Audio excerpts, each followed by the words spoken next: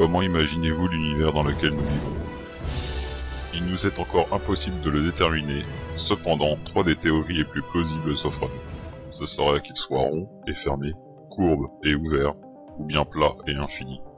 Nous allons volontairement omettre la théorie des multivers et nous baser uniquement sur le nôtre, si tant est qu'il y en ait d'autres. L'univers fermé se visualise comme une bulle où nous serions à l'intérieur, dans lequel une paroi ou un mur quelconque délimite sa fin empêchant de se rendre à l'extérieur.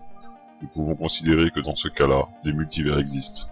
Il est ainsi évident que nous pouvons nous demander ce qu'il y aurait de l'autre côté de ce mur, même si c'est le néant absolu. Ensuite nous avons l'univers ouvert, qui se visualiserait grosso modo comme un donut, et où nous serions sur la surface, étant à la fois fini et infini, qui ferait que dans n'importe quelle direction où nous allons, nous reviendrions forcément sur nos pas, soit notre point de départ, comme sur Terre.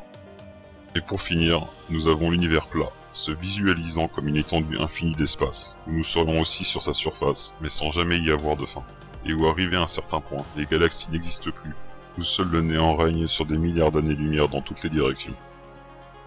Bien entendu, ces 3 formes sont relatives, c'est une façon simplifiée de s'imaginer le concept.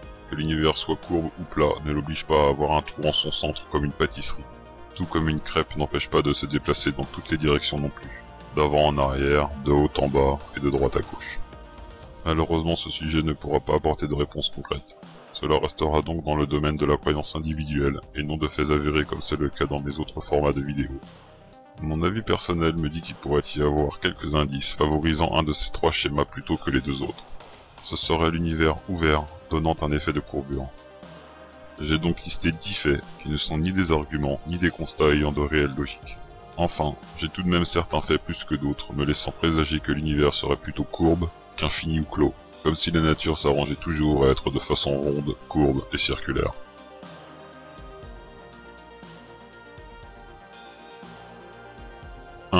La limite sans limite.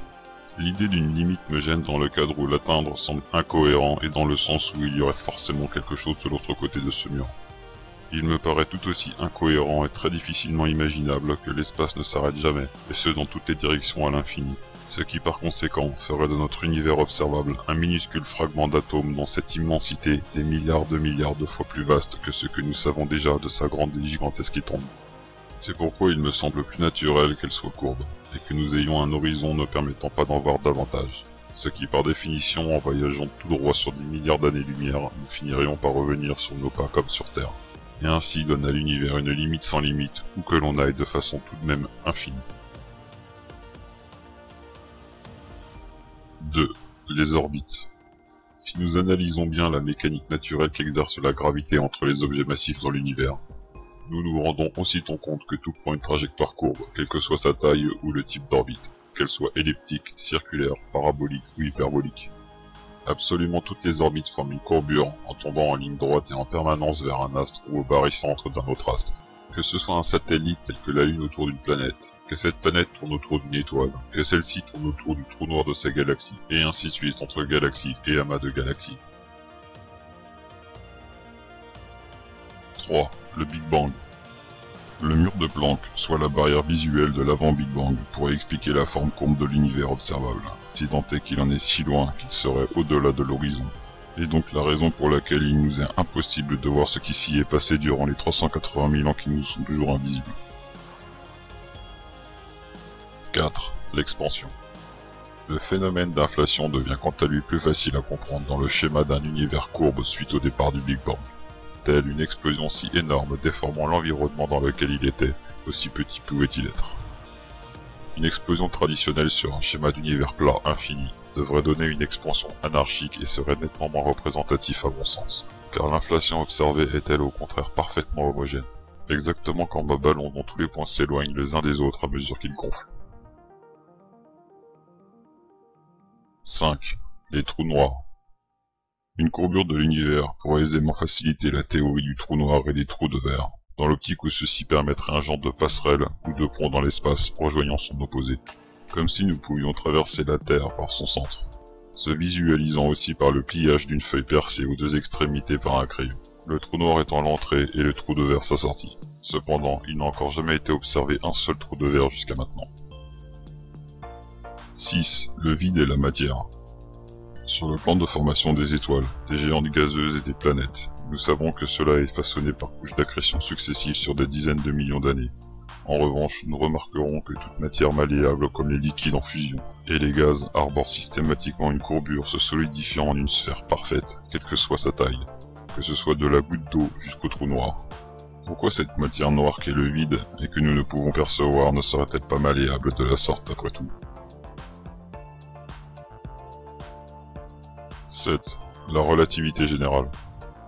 Il y a un peu plus de 100 ans, la découverte de la théorie de la relativité générale par Albert Einstein, en se basant sur les quelques principes physiques simples et la gravité découverte par Isaac Newton, nous explique pour faire simple que le temps et l'espace sont indissociables et étirables selon la masse présente en son sein. Cette théorie crée une très belle courbure, une distorsion de l'espace-temps rapprochant inexorablement les corps célestes entre eux, qui je vous l'accorde rejoint le point numéro 2 sur les orbites. Ce qui nous intéresse sur ce schéma de courbure invisible est sa forme et non ce qu'elle engendre. 8. La diffraction des ondes. Ces ondes, soit les petites vagues ou les cercles observés à la surface de l'eau, forment toujours un mouvement courbe dans chaque direction. Que ce soit les ondes radio, que ce soit les ondes sonores, telles que le bruit perçu à condition qu'il puisse se propager selon son atmosphère, que ce soit les ondes gravitationnelles traversant absolument toutes les matières, que ce soit les champs magnétiques que forment les aimants et le bouclier terrestre, elles sont toutes imperceptibles pour l'homme et absolument toutes courbées. 9. La période de rotation.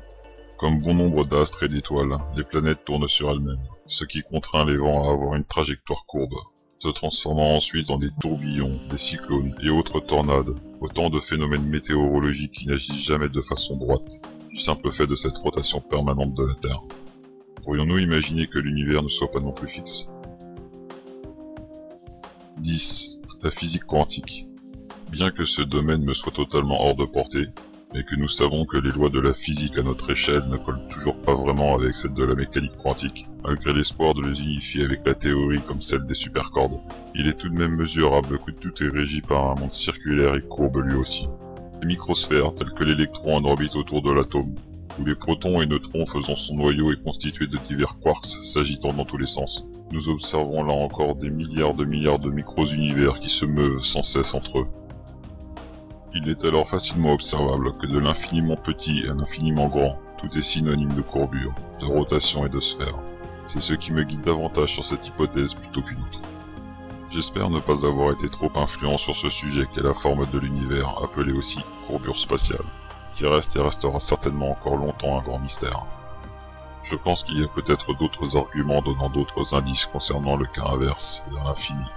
Mais une chose est certaine me concernant, je ne crois pas du tout que l'univers soit une grosse bulle fermée, comme je ne crois pas non plus au multivers, ni au monde parallèle. Encore une fois, cela est mon avis et ne regarde que moi. N'hésitez pas vous aussi à donner votre avis sur la question, la façon dont vous imaginez l'univers, ainsi que d'autres théories ou d'autres arguments si vous en avez, soutenant une thèse plutôt qu'une autre dans les commentaires. Rappelez-vous que ces 10 points ne sont pas des arguments, cela reste de simples remarques personnelles à ne surtout pas prendre comme étant des faits avérés comme c'est traditionnellement le cas dans mes autres vidéos. Vous aussi faites marcher votre imagination, tout en gardant l'esprit le plus logique et critique.